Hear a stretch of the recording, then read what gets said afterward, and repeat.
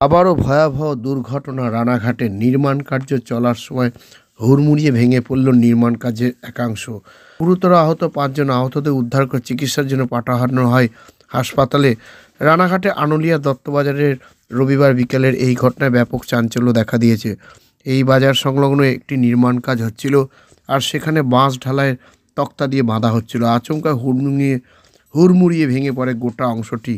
নিচে বাজারে বসে থাকা কিছু ব্যবসায়ী ছিল, তাদের উপরে ভেঙে পড়ে এই অংশ। ঘটনাস্থলে আহত হয় 5 জন। স্থানীয়রা তড়িঘড়ি তাদের উদ্ধার করে নিয়ে যায় রানাঘাট আনুলিয়া হাসপাতালে। বর্তমানে তারা সেখানেই চিকিৎসাধীন। খবর পেয়ে ঘটনাস্থলে রানাঘাট থানার বিশাল পুলিশ বাহিনী ছুটে আসে। এছাড়া রানাঘাট পুরসভার পৌর আধিকারিকরা, পঞ্চায়েতের প্রতিনিধিরাও ছুটে আসে। দিয়ে শুরু হয় উদ্ধার কাজ। অন্যদিকে আহতরা কী পরিস্থিতি রয়েছে তার জন্য হাসপাতালে পৌঁছান প্রশাসনিক কর্তারা। এক প্রকার বলাই যেতে পারে বড়সড় দুর্ঘটনা হাত থেকে রক্ষা পেয়েছেন অনেকে। স্বাভাবিকভাবেই এই দুর্ঘটনার চাঞ্চল্য দেখা দেয়, পাশাপাশি আতঙ্ক তৈরি হয়। কীভাবে এই দুর্ঘটনা ঘটলো তা নিয়ে তদন্ত শুরু করেছে, আর এই নিয়ে আজকাল আগামী বিশেষ প্রতিবেদন।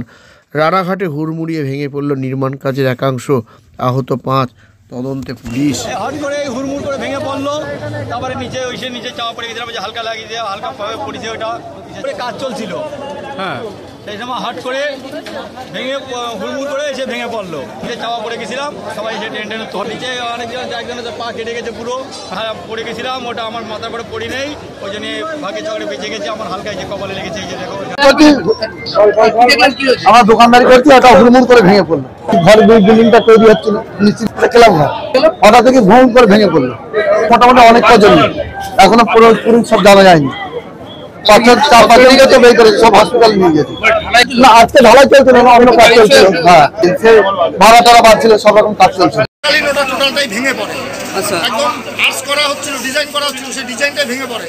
ভেঙে পড়ার সাথে সাথে 3-4 জন আহত, এখন 4-5 জন হাসপাতালে ভর্তি আছে এই পর্যন্ত।